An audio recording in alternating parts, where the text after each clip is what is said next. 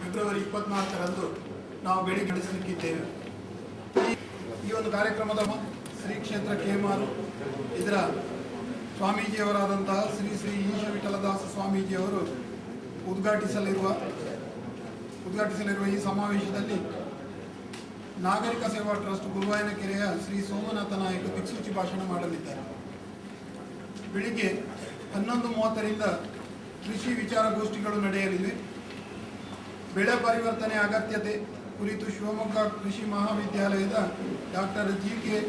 ಗಿರಿಜೇಶ್ ಮತ್ತು ಪರಿಸರ ಸ್ನೇಹಿ ಸಾವಯವ ಕೃಷಿಯ ಬಗ್ಗೆ ಅಡಿಗೆ ಪತ್ರಿಕೆಯ ಮಂಚಿ ಶ್ರೀನಿವಾಸಾಚಾರ್ಯ, ಕಣ್ಮರೆಯಾಗುತ್ತಿರುವ ಭತ್ತದ ಕೃಷಿ ವಿಷಯವಾಗಿ ಬ್ರಹ್ಮಾವರ ವಲಯ ಸಂಶೋಧನಾ ಕೇಂದ್ರದ ಡಾಕ್ಟರ್ ಹನುಮಂತಪ್ಪ ಮಾತನಾಡಲಿದ್ದಾರೆ.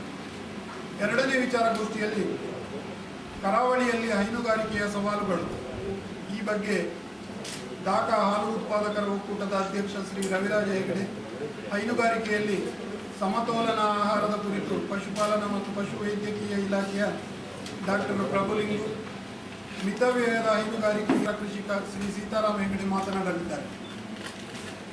ಮೂರನೇ ವಿಚಾರಗೋಷ್ಠಿಯಲ್ಲಿ ಕೊಯ್ಲೋತ್ತರ ಕೃಷಿ ಯಂತ್ರ ತಾಂತ್ರಿಕತೆ ವಿಷಯವಾಗಿ ಬ್ರಹ್ಮಾವರ ವಲಯ ಸಂಶೋಧನಾ ಕೇಂದ್ರದ ಡಾಕ್ಟರ್ ಧನಂಜಯ, ತೋಟಗಾರಿಕೆಯಲ್ಲಿ ಆಧುನಿಕ ತಂತ್ರಜ್ಞಾನದ ಕುರಿತು ಕಾಸರಗೋಡು CPCRIನ ಡಾಕ್ಟರ್